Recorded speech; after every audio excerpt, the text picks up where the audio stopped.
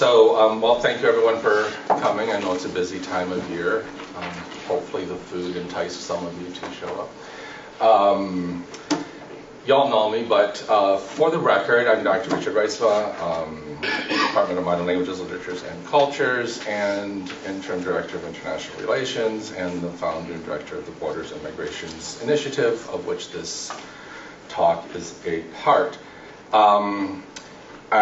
Before I forget, the thing that was handed out is our last talk in the series. It's also sponsored by the Permanent Chair of Polish Culture. It's our visiting exchange professor from the University of Warsaw, who's going to talk about European nationalism and anti-EU sentiment. And that'll be Monday the 22nd, same room and same time. So if you are interested and so inclined, and the Polish chair has more money than I do, so there will be really good food. Polish food? Usually they do, yeah, like pierogies and stuff, yeah. So, and this talk today is sponsored by the Department of Modern Languages, Literatures, and Cultures, the Borders and Migration Initiative, and International Relations, the Dean of Arts and Sciences, thank you, Tom, and the library, who also helped with the food in the back, so please enjoy. We were going to have another Canisius colleague join us, Dr. Nita Butera, but this morning she had an unfortunate encounter with her dog and a door jam and was in the ER with stitches. So it's not going to be a panel of 4, but a panel of 3 instead.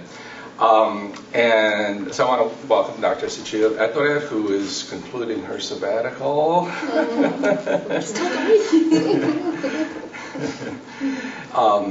And especially glad to welcome Dr. Victoria Wolcott from UB, who's the editor and the brain behind this collection of Utopian Imagining, Saving the Future in the Present. And we'll start with Victoria, talk about the genesis of the project and so forth, and then Secil will talk about her contribution to the book and mine, and then we'll have some Q&A. Sounds great. And for the record, this just came into the library yesterday. So talk about timing. Nice. So I hope you will check it out. And so thank you all, and please. Yeah, absolutely. Thank you so much, Richard, for organizing. I'm really indebted to you for doing that. It's wonderful. It's also wonderful that 3 of the authors are from Canisius that are represented in the volume. So I think that's really great. So I will talk about the origins of the volume, and then I'll just say a little bit about some of the basic themes that help to tie these different chapters together, and then hand it over. So the origins of the volume are really about the Humanities Institute at the University at Buffalo. That this is a part of a series that they have developed, which is the idea behind the series is using the humanities to address and potentially solve kind of societal problems. So it's part of that series. The other 2 volumes in the series, however, came out of these sort of major conferences. So, you have a big conference, and then everybody submits their papers, and that becomes an edited volume. It's all nice, neat, and clean. This volume's a little different because of COVID. So every year they have a theme, and they had the theme of Utopia in 2019 through 2020. So I was a fellow at the Humanities Institute because my monograph, which came out relatively recently, was about utopian thinking and the long civil rights movement. So I was a fellow at the Institute, and then March 2020 came down, right, and everything shut down. Before that, David Castillo, who at that point was directing the Humanities Institute, had asked me if I'd be interested in organizing one of these conferences and doing an edited collection. I was like, that sounds interesting. I'd be happy to do that. But organizing a big conference just wasn't going to happen, and we all know why. So after another year goes by, they decided to do a kind of scaled back humanities festival Some of you might be familiar with the Humanities Festival. It's every September, usually the second or third week of September. And Canisius faculty have been involved in the Humanities Festivals, I think, from the beginning. I really encourage you to attend the Humanities Festivals in September. They're absolutely wonderful. They're usually quite large and at the Buff State campus. But because of COVID, it was a much more scaled back version of the Humanities Festival with the theme of utopia, and it was at Silo City. So one of the panels was a Canisius panel with the three authors talking about refugee resettlement and issues around pedagogy and immigration and immigrants. And it was a really, really deeply moving panel, and I was really, really profoundly moved by what I was hearing from these faculty.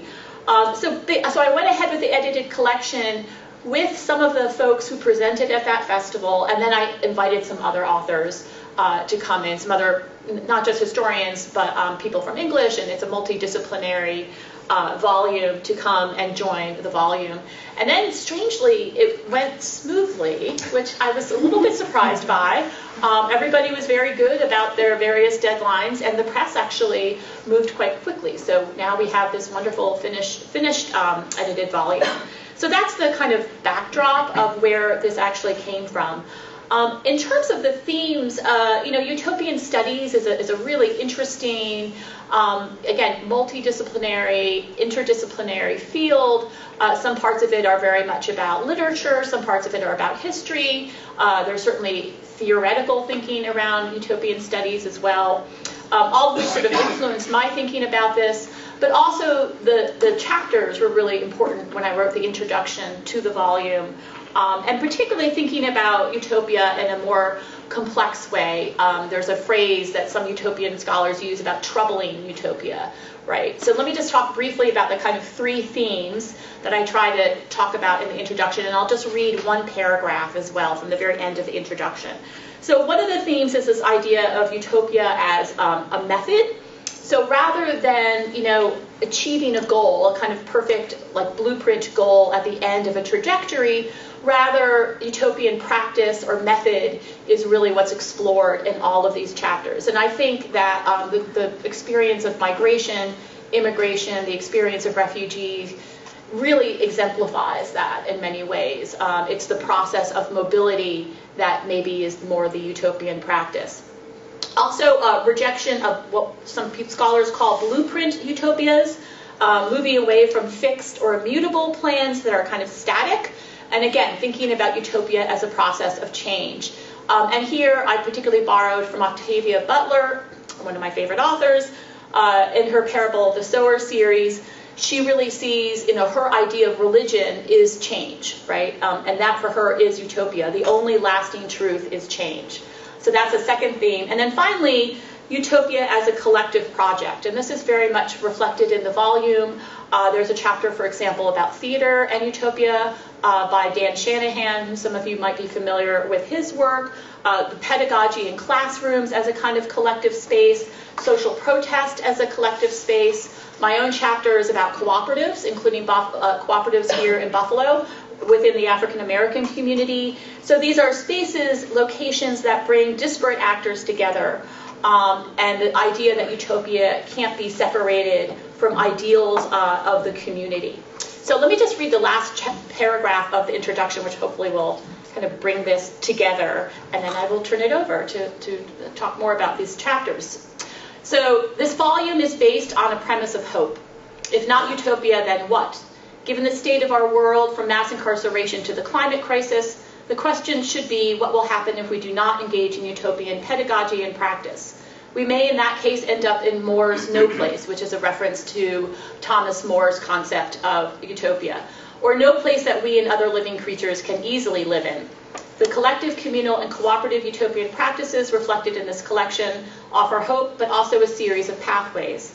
Through ritual, on stage, or in sex magic, there's a sex magic chapter, through pedagogy and through intentional living, utopians stubbornly challenge the established conditions of the present to create an alternative future. Collectively, they use the tools of the past to build our future with focused intention on the process rather than the product. So I will stop there, and I don't know, Richard or Secil? Sure. Yeah. Thank you so much for this perfect introduction. Yes, this is basically how the project has become a reality. We attended, and I didn't have any idea that it was going to turn into a book project, right? We attended the event and we exchanged ideas. We talked about our pieces and from our specific fields, and then the idea of bringing all these different perspectives and fields together under the topic of utopia was very exciting. And I'm actually I haven't read all, but this summer I'm looking forward to just enjoying the book, lying down in my hammock and just enjoying it. But how did I contribute to this? I am a migration and race and ethnicity researcher. So when I was talking about utopia and when we were invited to this conference, I was thinking about, okay, what does it tell me, the idea of utopia? Of course, it tells you about Plato, Thomas More, all these utopic spaces, societies, cities the philosophers have created. And what is it? It's the ideal society. A society where, everything is idealistic, like in terms of the politics, economic, social rules, safety, environmental rules, and everything. So it's this perfect society, the idea of this perfect society, but it's called utopia because, it's utopic, right? Nothing is that good in reality. So I'm thinking about migration and all different groups I have researched over the years. Because migration in all forms, some voluntary, some forced migration. But if you think about it, all forms of migration is actually motivated by the idea of utopia. Because when you're living your own space, you're actually looking for a utopic space. Like if you are a refugee running away from a war, you are looking for a utopic space where you are going to feel safe.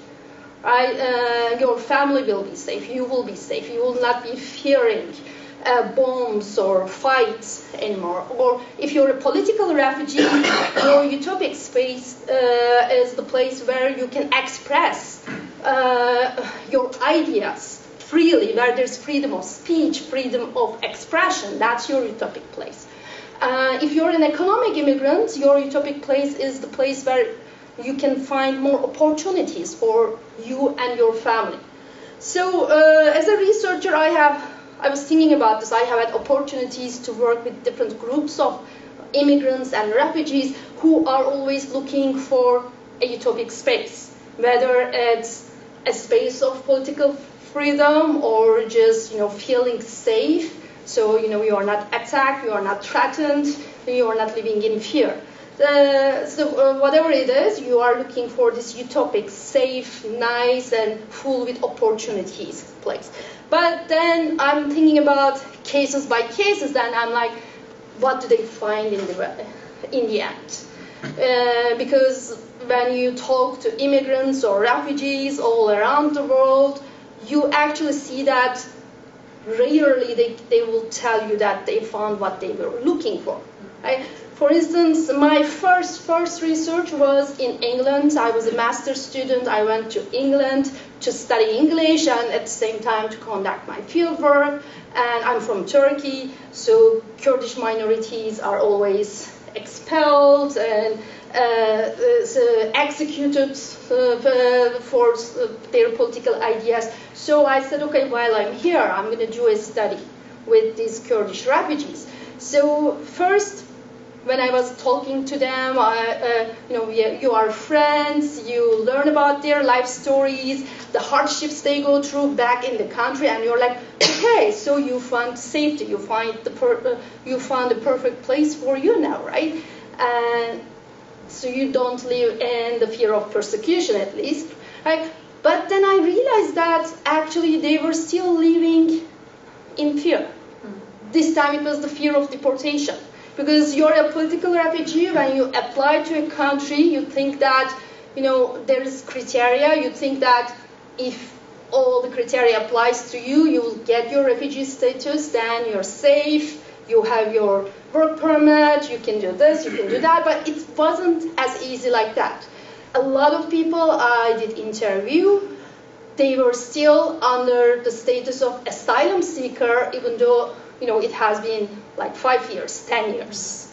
So they were still not enjoying a lot of civil rights in the country. And they were living in the fear of deportation. And they were even afraid about talking to me about their stories, sharing their stories, because they were suspicious. They're like, why are you asking these questions? Because, the officers, they keep interviewing them at different time points, and they are trying to find inconsistencies in their stories. And they can easily deport them. Oh, we don't believe in your case, so bye-bye. So they were living in this fear of deportation for so many years, and they were so afraid even to share their stories. Some suspected that I was working for the British government. Some suspected I was working for the Turkish government. So even though they left the country, they're still fearing with that fear. And it's still about their home country and about the new country. So they were still not feeling safe. And my studies with Syrian refugees everywhere, after the civil war erupted, millions of Syrians just left their countries, and they were trying to find safety, a safe utopic place for themselves, their families. But what happened instead, I think we are all familiar with that story. Nobody wanted them within their borders. Everyone kept pushing them. No, and they kept traveling through the borders of Europe from one country to another. Everyone is pushing, all countries are making negotiations. You take them, you keep them. I will even give you money if you keep them. People were treating them like a virus. And years, they were just floating around to find a safe place. Yes, there were no bombings anymore, but they were just going from one refugee camp to another in such a continued precarity. They don't know what the future is going to be like for them. Then, when I arrived to Canada for my doctoral studies, I worked with refugee groups from Burma, and this group was amazing. I met people who was born and lived all their lives in refugee camps. So imagine, the only thing you have seen in your life is a refugee camp, and then they put you in a plane, you fly to a Canadian city. So it was very challenging, very different, but they were so excited, so appreciative for everything. One problem in time which occurred and they shared with me was the group I was working with, they were sponsored, refugees sponsored by the church, by the Christian church, and they were Buddhist. And even at the beginning, they didn't mind holding all events and everything at the church. In time, they started to share with me that they were always invited to the mass. They are told to send their children to Sunday school. And they were like, is this the price we have to pay? They felt like they had to convert. And, on this sense, they didn't feel good or safe. And I have done studies with economic immigrants, like professionals who were doctors, engineers in their countries, and then they go to countries like Canada, United States, because, these countries like, New Zealand, Australia, these industrialized, developed countries, when they take immigrants, they pick the best, the professionals. You have your degrees, it's easier for you to actually arrive. So they assume that because they were given a status due to their credentials, they will be able to find jobs, they will be able to have a good social status, a nice living standards.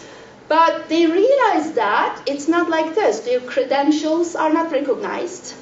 They are told that they don't qualify for the jobs here unless they go to school again. They pay. They take classes that they don't need because, they have already done the schooling and they need to spend time, effort, and money into the education system here again and buy the licenses they need to be able to do what they want to do or they are trained to do. So many of them, they decide, okay, we will just drive taxis, Ubers. This is why we know that, right? Lots of doctors are driving Ubers. So their economic utopia was so different from the economic reality of the country. Some people followed their dreams and they said, okay, I will go to school again. I will do this, I have some saved up money, I can do this. But what happened to them? They faced discrimination in hiring, in promotion. Sometimes they faced a lot of hateful incidents because people are blaming them for stealing their jobs. So it wasn't as ideal as they assumed. Let's come to my recent research about anti-Asian hate. So as we all know, during the pandemic, this hate and anger towards Asian groups have escalated. And I have been studying this, and I have realized that it doesn't matter for how many generations you are here. Just because you look Asian, you may not be, people start blaming you. They scapegoat. They tell you, you brought the virus to America. They tell you to go back home. But what is home? I have been here for 5 generations, right? So even though you are an American, you are not told that you're an American. So what kind of utopia is this?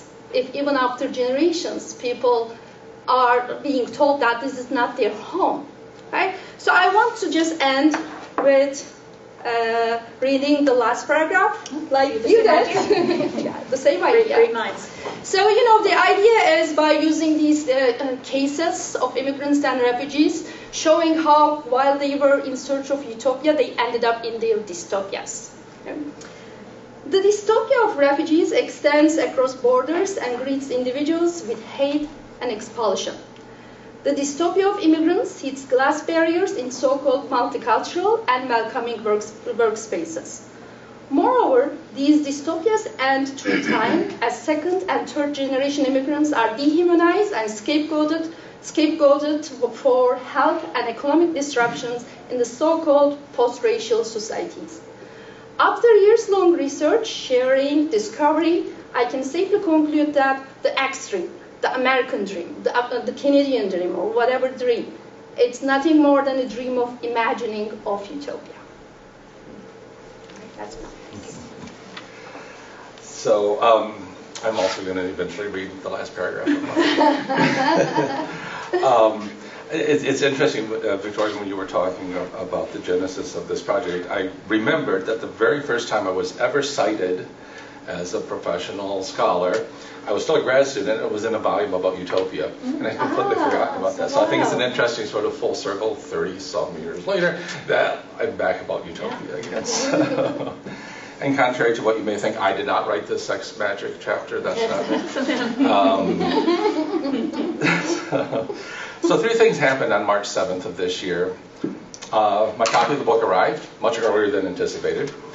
And I was really excited about it because, that's a cool thing. But that same day, I also got a WhatsApp message from a friend of mine who is an African immigrant who fled initially to Brazil and then experienced anti-gay violence in Brazil and fled to the United States. And on March 7th, he was notified that his asylum case was denied. And he's here legally. He has legal status. He has a work permit. He has an apartment. And now his life is blown up again. Yeah? So that was disheartening. That same day, I also read in the news about the arrest of 13 immigrants, Latin American migrants, in South Buffalo. I made the mistake of reading the comments. But the article itself, talking about the event, was also really disturbing because even an immigration lawyer basically blamed them for their situation. However, if one actually paid attention, one would realize that these people were trafficked from the southern border here to Buffalo and taken advantage of, where we continue to victimize them. And so I was like, well, we need this volume more than ever about what we're doing and what the world is that we're creating. Yeah? And the fact that these 3 things happen on the same day, a little bit of utopian joy and then dystopian disabusing me of my utopian tendencies, made me realize that the work that we are engaged in is really important and we have to keep doing it. Yeah? And so I just want to kind of talk about what my article is about. And it's about my pedagogy, my service, and my research, which all intersect to seek justice and to find hope for migrants and for LGBTQIA+ peoples. And I've worked primarily, unlike Secil, who deals with multiple ethnic groups, I tend to primarily work with Latin American diaspora. Yeah? But what's interesting is that after my parents died, I was going through lots of accumulated paperwork, and they were hoarders, so it took a long time. And I found my great-grandparents' immigration papers. They're in Dutch, and there's 13 people on the immigration paper, and it's one page. And I realized that we have a tendency to talk about the utopian past of immigration and the successes of certain immigrant groups, right?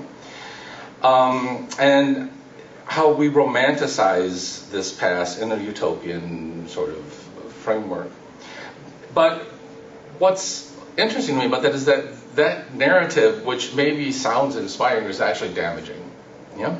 And it's actually a false narrative that allows us to feel good about ourselves and judge everybody else. And looking at my family's immigration papers, it was very clear that there's no way they would be admitted to this country today. They spoke no English. None of them had any skills. The only skill listed was for an elder son that was house painter. And they also wouldn't be admitted as a group of 13 because it didn't include immediate family members. There was a mother-in-law, there was an aunt in there. I mean, it was just a hodgepodge of family. They had no savings, they had no sponsors, they had no skills. We wouldn't admit them today. And I venture to say that that is probably the case of pretty much every European descendant citizen of this country. And yet we tell ourselves these utopian narratives of where we came from, and this is the origin of the, why don't they just come legally thing that we keep hearing today. And I'm like, well, because it was a lot different back in the day to come legally, if you were of a particular ethnic group. Yeah? But this is also really personal for me, not just because of my friends. My son is Latino, his mother's a Cuban exile. Yeah? Again, but that's a privileged group, right? I'm married to an immigrant who came to the United States on a student visa, and then that expired, and we got married, and now he is here legally as a citizen. But again, it's a privileged experience, right? And even though those were both privileged experiences, they're costly, time-consuming, nerve-wracking, and it's still a sense of precarity, even though they both of my spouses, there's a pattern here, I don't want to delve into that too much. But even though they immigrated with privilege, it's still fear-inducing and anxiety-inducing, and there are lots of traumas associated with it, even within the context of privilege. Yeah? We talk about these things as, migration, look at my grandparents. Yeah? Well, let's look at that, actually. When I was 14, I worked in the blueberry fields of Michigan, and truth be told, I couldn't stand blueberries for decades afterwards. Okay? It's a horrible, difficult job. And I was paired with people who had immigrated from Latin America who were picking blueberries too, and they yelled at me because I was in the wrong row. And it was sort of a shock to me, and I obviously did not last very long in that job because, again, I'm a privileged little kid that, I'm going to go put blueberries for the summer. Okay. But I learned really how difficult the work was, how underpaid it was, because you're paid by weight, and they will take out all the twigs and leaves and green berries out, and then I had half a bucket left. I'm like, oh, there's 50 cents. Then, in my early 20s, I went back to the farms of Western Michigan to coordinate instruction in English and GED equivalency exams and driver's licensing. And just as a footnote, that program doesn't exist anymore. But the farmers had to permit you to come on to their, and the classes were conducted at night after the work in the fields were done. Yeah. And usually if the weather was nice, we sat outside and did the instruction, or we went inside, and there's 14 men living in a trailer home, for example. Yeah. And during these years, I watched how the area I grew up in, Western Michigan, evolved from a very Dutch exclave to a very multi-ethnic, multilingual, and multicultural environment where you suddenly had Latinos wearing klompens dancing in the Dutch Festival Tulip Parade. Right? And while initially in the early years that was welcome, it became an issue of rejection, of usurpation, because again, people were feeling usurpated, and so bigotry, discrimination, and anti-immigrant rhetoric started to go on the rise. Okay? And that brings me back to Buffalo and the day I got my copy of the book. In the essay, I explore how I teach, research, and organize service among migration with a goal to deconstruct the utopian mythologies that our students have about immigration, so that we can tell the truth, so that we can understand the dystopian realities of our immigration policy, appreciate the dystopian context of suffering which prompts people to flee, value their perceptions of the United States as a utopia, and then work together to build something better, something real, not a pretend utopia that is in fact a dystopia. So our students, and I have a student here who did this, so he can testify to this if he feels inspired. But we do interviews, immigration simulations, we watch a lot of films, we have testimonials, we do a virtual tour of the border, although Spencer is going to lead some of these same students to an actual tour of the border. We work with mortuary records, photographic exhibits, fiction, graphic novels, service learning, conversations with lawyers, many of whom were former students of mine, activists, detained migrants at the Batavia Detention Center, and people impacted by and working in the context of migration. And quickly, students are disabused of the romantic notions of immigration. And of what legal immigration is. So the whole, why don't they do it legally? Well, because it's a dystopia, actually, even when it's legal, and even when you have a privilege. And once they understand how the system actually works and the classist and racist roots of it, which continue to impact policy today, and these policies impact real people, then we can begin to talk about building something better. For me, I use the framework of the universal apostolic preferences, such as finding the good, accompanying the marginalized, walking with the youth, and caring for our common home. Because even environmentalism is impacted by migration, with the border walls and so forth. And these foci help contextualize the push-pull factors and humanize the fears and sufferings. Because I feel that when suffering has a face, when we understand they are not monsters, but that they are we, then we can begin to construct a more hopeful future for all of us. But to get there, we have to pass through the slough of despair, frustration, anger, sadness, and fear. So the last paragraph of my essay. So my pedagogy, research, and service intersect with my own personal history, which has given me the ability to craft space and context for the connections students can make. Students benefit from the personal relationships developed through the community-based service learning in combination with statistics, dramatic narratives of the films, trauma of testimonials, explanations of the legal and social realities, virtual crossings of borders, and processing through immigration proceedings. Some students need numbers and statistics to understand the problem, while others prefer to approach the difficult topic of migration through narratives and emotional experiences.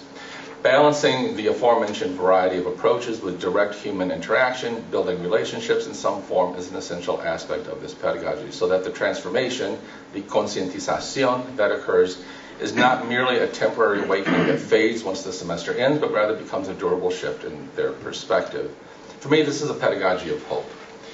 And I want to remind my students and my colleagues that despite the overbearing sense of dystopia that we may feel, there is always hope.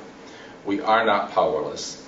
The malignancy of dystopia has a cure, and that cure is a sort of utopian hope arising from and reacting to difficult realities with an awakened consciousness engaged with truth and not mythology.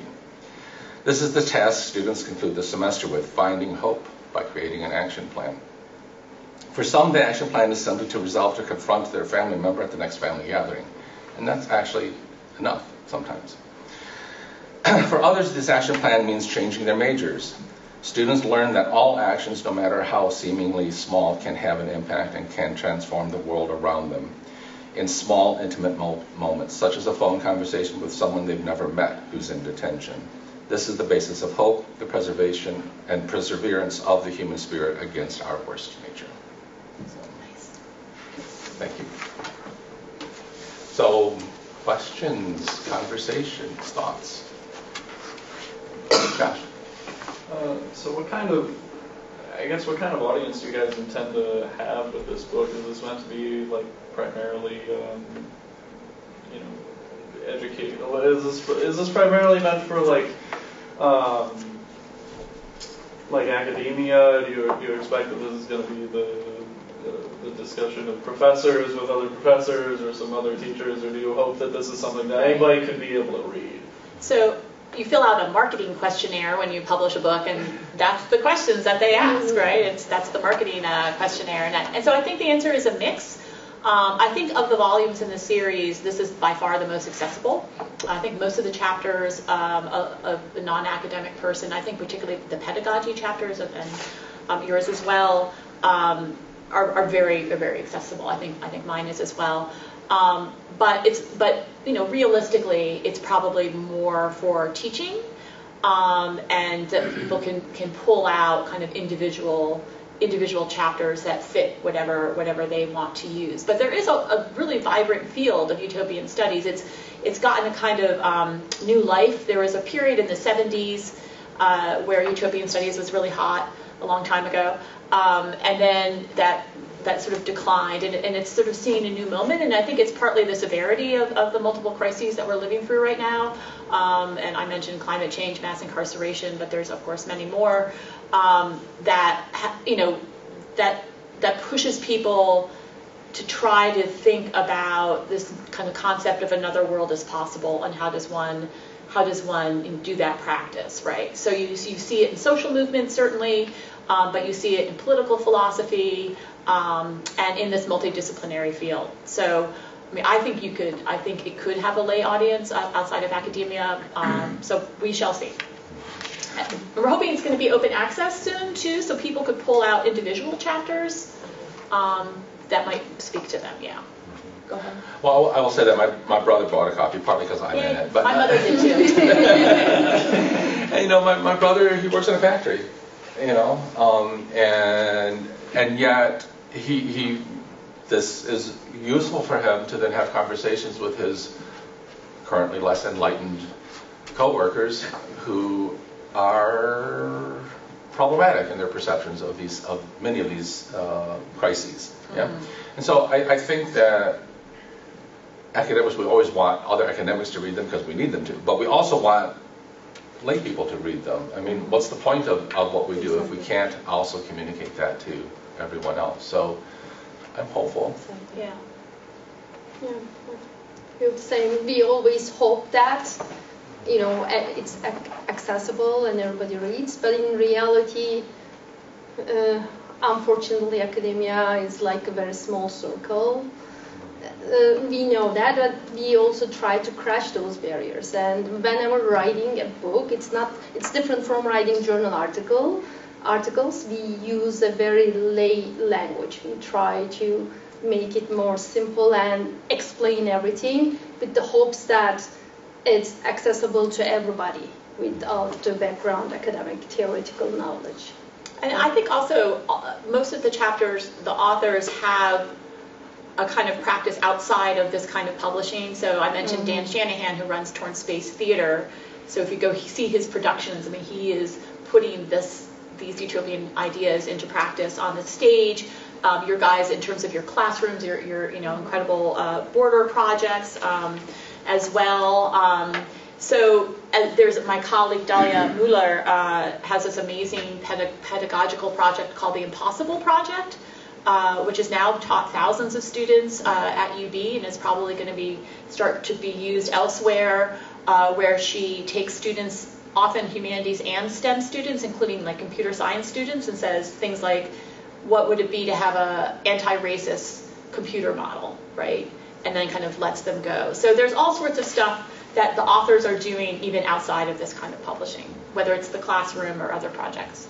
And there's a lot of images too, to sort of go along. Yeah, I was surprised they hadn't used as many images as they did. There's quite a few actually, yeah. They're very liberal about that.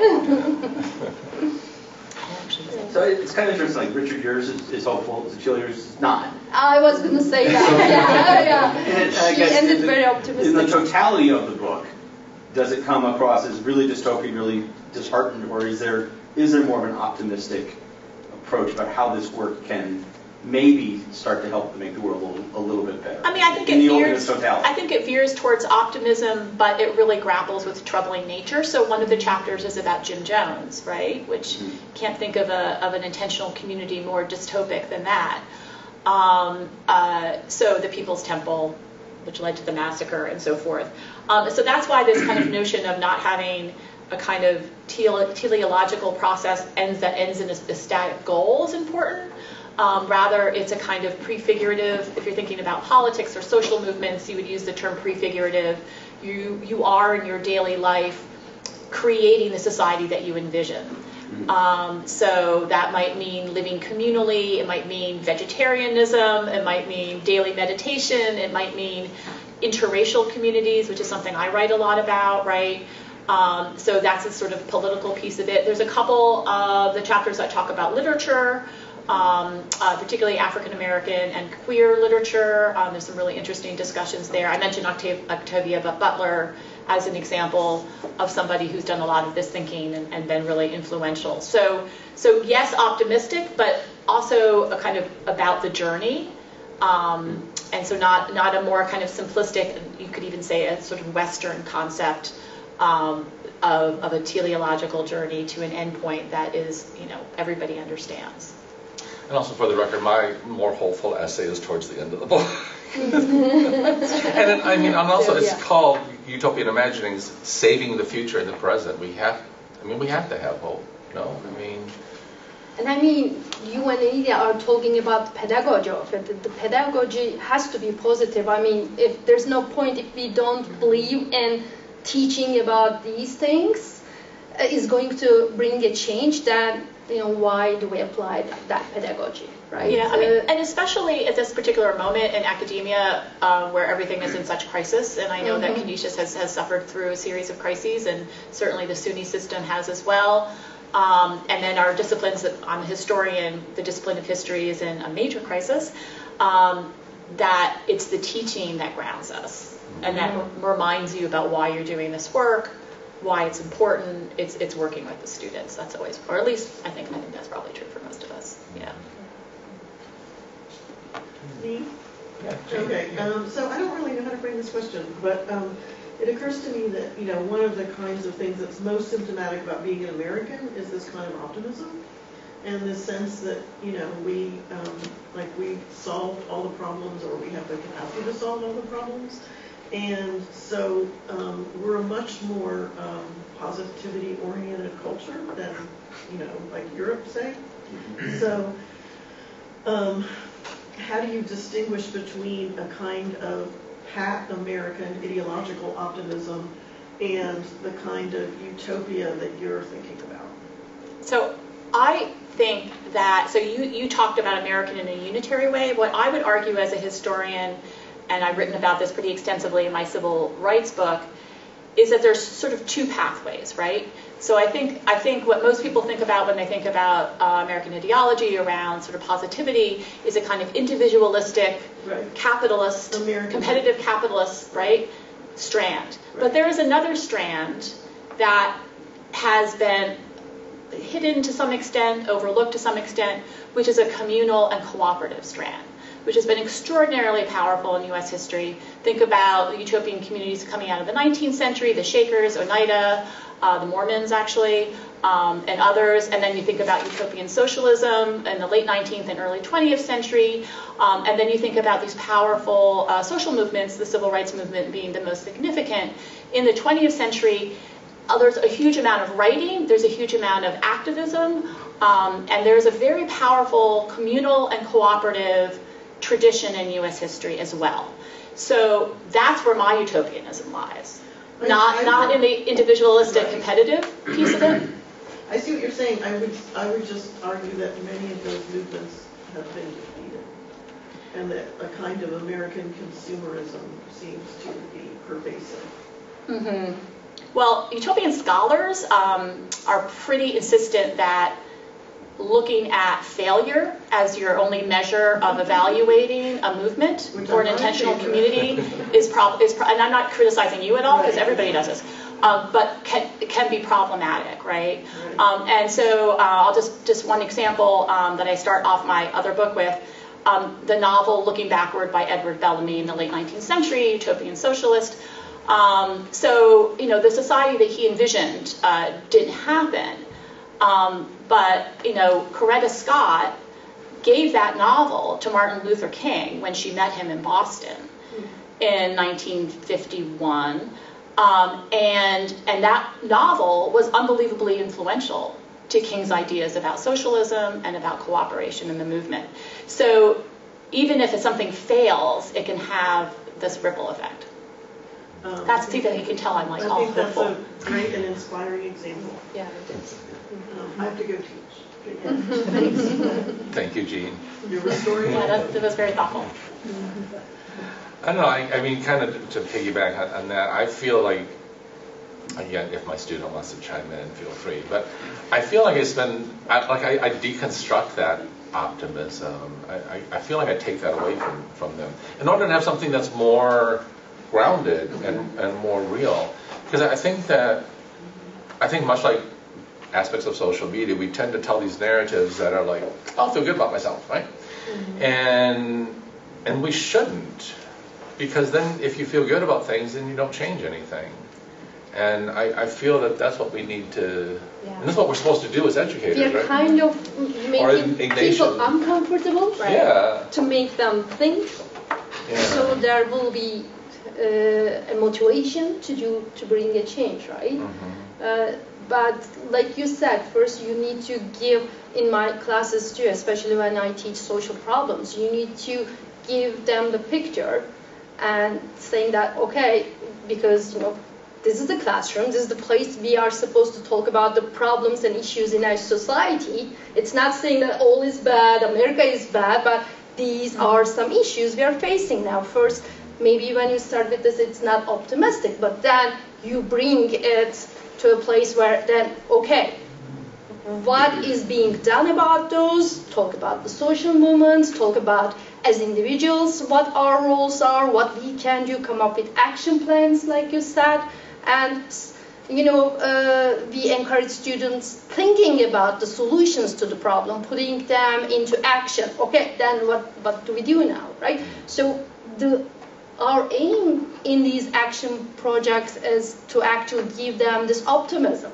Yes, this is the problem, but there is a solution, and the solution is you, the solution is us. So let's think about what we do to tackle that. That's well said. I think in the United States we have a tendency to look for easy solutions, like.